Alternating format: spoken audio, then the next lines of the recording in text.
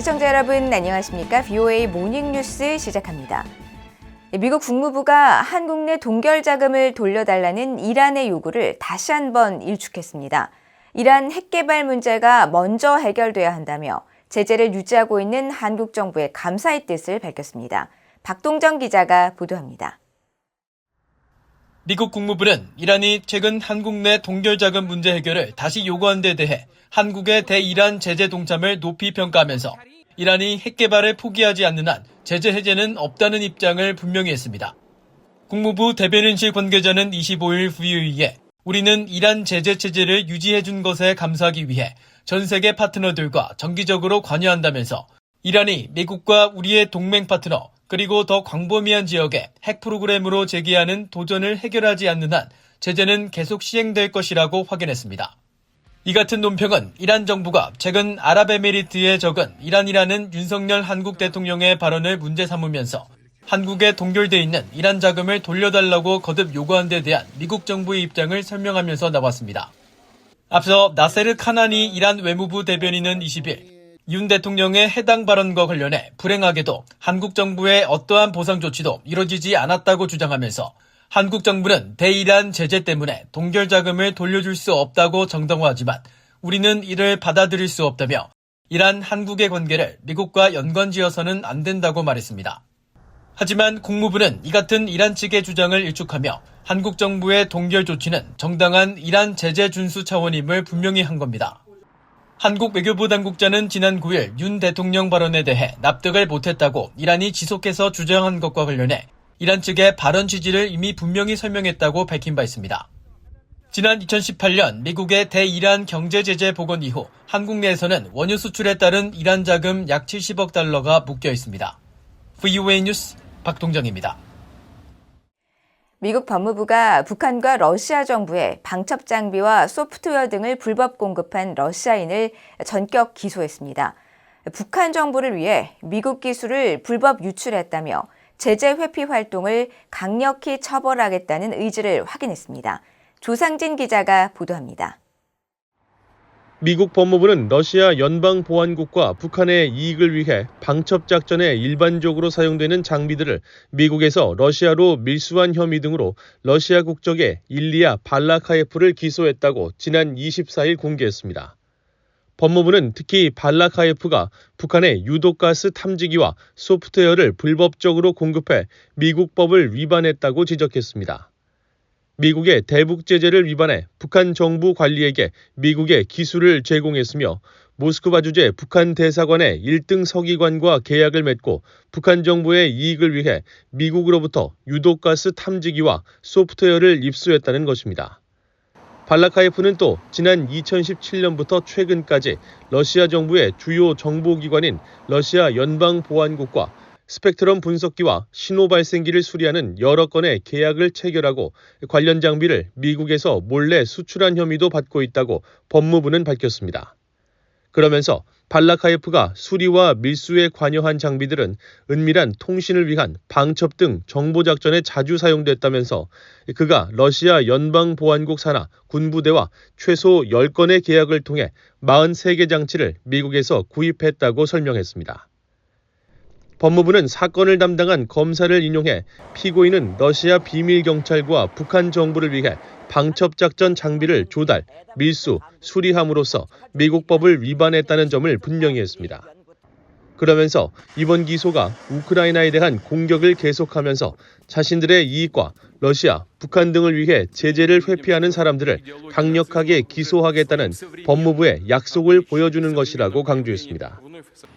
법무부는 또 발라카예프가 러시아 연방보안국과 북한의 방첩작전 지원을 위해 미국 재무부 해외자산통제실에 제재를 우회하기 위한 계획을 적극적으로 세웠다며 재판에서 혐의에 대한 유죄가 인정될 경우 최대 75년형의 징역형에 처해질 수 있다고 밝혔습니다. VOA 뉴스 조상진입니다. 북한 정권의 후원을 받는 해킹 조직이 한국에서 널리 사용되는 공인인증서의 취약점을 이용해 전방위적인 해킹 공격을 벌인 정황이 포착됐습니다. 한국의 사이버 보안 기업 안랩은 27일 보고서를 통해 북한 해킹 조직 라자루스가 공공기관과 대학 등에서 널리 사용되는 공인인증서 관련 프로그램의 취약성을 노리고 제로데이 해킹 공격을 감행했으며 해킹 방지 프로그램도 우회해 무력화한 것으로 파악됐다고 밝혔습니다. 그러면서 이번에 해킹 피해를 당한 곳은 이미 지난해 5월 라자루스로부터 같은 공격을 받은 곳이며 라자루스가 2021년 3월부터 한국 내 방산업체와 인공위성, 소프트웨어, 언론사 등 여러 업체에서 이 같은 공격을 펼친 것으로 분석된다고 설명했습니다. 또 라자루스가 한국 내 기관과 기업 침투를 위해 지속해서 다양한 소프트웨어 취약점을 연구하고 있으며 보안 제품을 무력화하고 안티 포렌식 기술을 활용해 탐지나 분석 작업을 방해하고 지연시키는 능력을 확장하고 있다면서 이에 대한 대비 노력이 필요하다고 밝혔습니다. 지난 1년간 북한 남포 유류 항구에 50척에 육박하는 유조선들이 드나든 것으로 파악됐습니다. 중국이 북한에 수출한 연료성 유류가 하나도 없다고 밝혔지만 북한은 어디에선가 유류를 계속 공급받고 있다는 의미여서 대북 제재의 현실성이 떨어진다는 지적입니다. 함지하 기자입니다. 지난 21일 북한 남포 유류 하역 시설을 촬영한 플래닛랩스의 위성사진에 유조선 2척이 보입니다. 길이가 각각 95m인 이들 유조선들은 바다 쪽으로 길게 뻗어 있는 하역 부두 2개에 각각 선체 중간 부분을 밀착한 상태입니다. 부두 반대편, 즉 육지 부분이 북한의 최대 규모로 알려진 유류 탱크 밀집 지대라서 이들 유조선이 유류를 하역하는 장면이 포착된 것으로 추정됩니다. 이곳에서 서쪽으로 700m 떨어진 또 다른 유류 하역 부두에서도 유조선 2척이 발견됐습니다.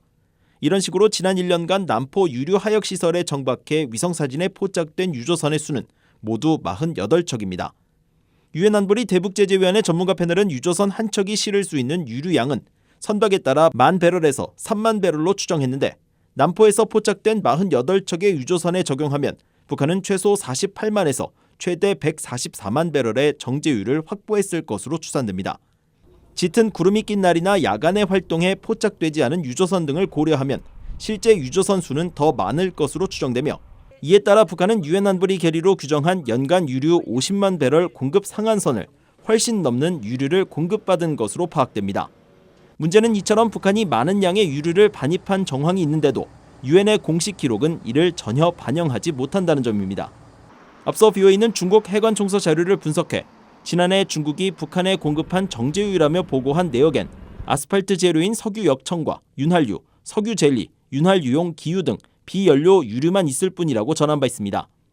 이는 중국의 공식 대북 정제유 공급량에 휘발유와 경유, 등유 등 일반적인 연료용 유류 제품은 전혀 포함되지 않았다는 의미여서 보고의 신뢰도가 매우 낮다는 지적입니다. Petroleum products generally come by ship, by tanker ships, small ships, 50,000 tons each, something like that. They usually go down to Nampo and offload there and go into North Korean service. Petroleum products, of course, are mostly gasoline, kerosene or jet fuel, same thing, and diesel fuel. You know, it's hard to know. You have to count the tankers, I guess, because the Chinese aren't reporting it. A big hole, a big gaping hole in the sanctions agreement. 브라운 교수는 중국이 수년 전부터 북한에 무상으로 제공하는 원유의 양도 공개하지 않고 있다며 밀 수출되는 정제유와 별도로 송유관을 통해 이뤄지는 중국의 대북 원유 공급도 국제사회가 주목해야 할 사안이라고 지적했습니다. BOA 뉴스 함지하입니다. 미국의 핵추진 잠수함 스프링필드가 한국 부산에 전개돼 정기적인 작전을 수행합니다. 미국 해군 칠함대는 25일 사회연결망 서비스 트위터를 통해 로스앤젤레스급 고속 공격 잠수함 스프링필드함이 23일 부산항에 입항했다면서 한국 해군의 환영을 받는 스프링필드함과 승조원들의 모습이 담긴 사진을 공개했습니다. 주한미군 해군사령부도 이날 사회연결망 서비스에 같은 소식을 전하면서 스프링필드함은 괌에 전진 배치된 고속 공격 잠수함 5척 중 하나로 해양 안보 작전을 수행하고 국가 안보를 뒷받침하는 등 미국 칠함대 작전구역에서 정기적으로 작전을 펼치고 있다고 강조했습니다.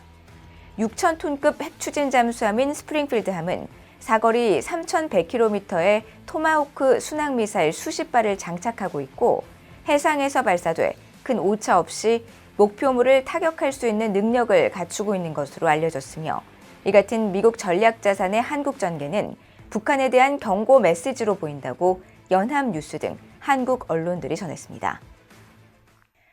인도태평양 영내 국가인 일본과 뉴질랜드가 외무장관 회담을 갖고 북한의 핵과 미사일 문제 등 현안에 공동 대응하기로 했습니다. 하야시 요시마사 일본 외무상과 나나이야 마후타 뉴질랜드 외무장관은 27일 일본에서 회담을 갖고 북한에 의한 핵과 미사일 활동을 비롯해 납치 문제 등 현안을 논의했으며 대응에 있어 양국이 함께 협력해 나간다는데 뜻을 같이 했다고 일본 외무성이 전했습니다. 또 양측은 핵 군축과 비확산 분야에서 핵확산 금지 조약 NPT의 유지와 강화 등 양국이 계속 긴밀하게 연계해 나가기로 합의했다고 밝혔습니다. 이어 양국은 기본적 가치를 공유하는 전략적 협력 파트너이자 인도태평양 소속국으로서 전략적 협력 파트너라는 점을 거듭 확인하고 국제 질서의 근간이 흔들리는 가운데 자유롭고 열린 인도태평양의 실현을 위해 협력의 틀을 넓혀 나가자는 데 공감했다고 일본 외무성이 밝혔습니다. 이상으로 VOA 모닝뉴스를 모두 마칩니다. 시청해주신 여러분 고맙습니다.